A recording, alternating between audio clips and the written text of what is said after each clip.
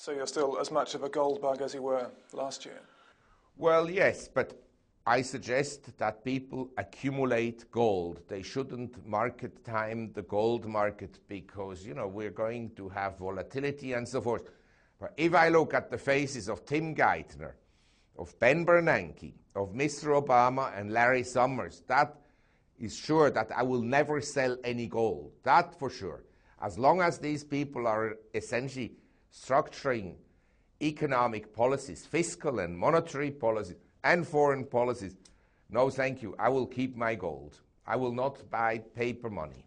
But I have also stock portfolios, but my stock portfolios are concentrated here in Asia.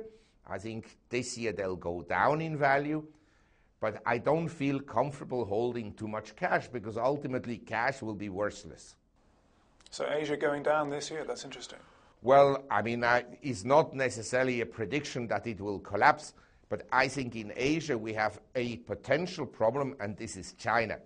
My view is, I'm not sure that China is going to collapse, but for sure it will decelerate, because I say in January we had loan growth of $200 billion. So on an annualized basis it would be $2 trillion. It's not adding up, something has to give. And the moment loan growth will slow down in China, you will have an economy that grows at a slower pace, or, as some people say, collapses. Nobody knows for sure. But if there is a slowdown, it will have deep implications on industrial commodity prices and the stock markets of resource producers like Australia, Brazil, Russia, and so forth. And that will wash across the whole of Asia? Yes, that will obviously. Today, the world is much more China-centric than it used to be 20 years ago, because the Chinese economy is very large. Brazilian exports to China are larger than Brazilian exports to the United States. And China has a very large market, and including India, it's a huge economy in terms of goods that they require. You have more mobile phones in China than in America, of course, because the population is 4 times larger. And the car sales are larger in China than in the United States.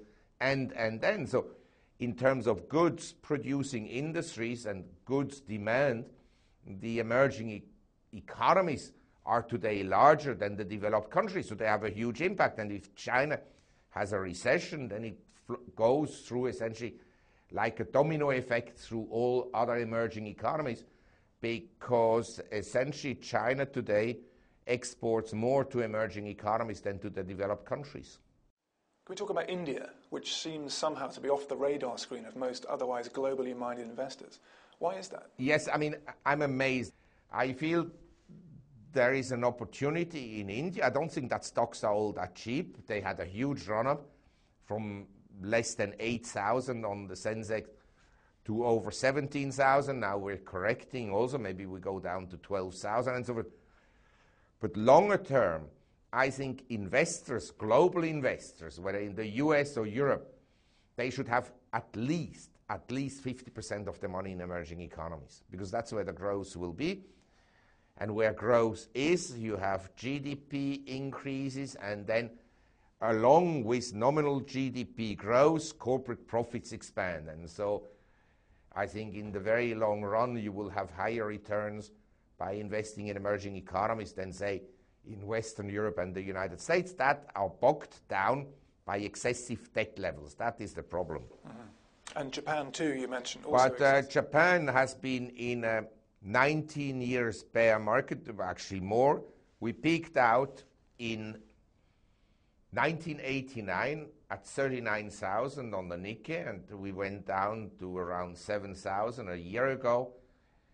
And I believe that we're in a bottoming phase, and that from here onwards, Japan will actually outperform the US and Europe. Not because the economy is growing, but Japanese companies are not really about Japan. They're about the whole world. And there they are still very competitive.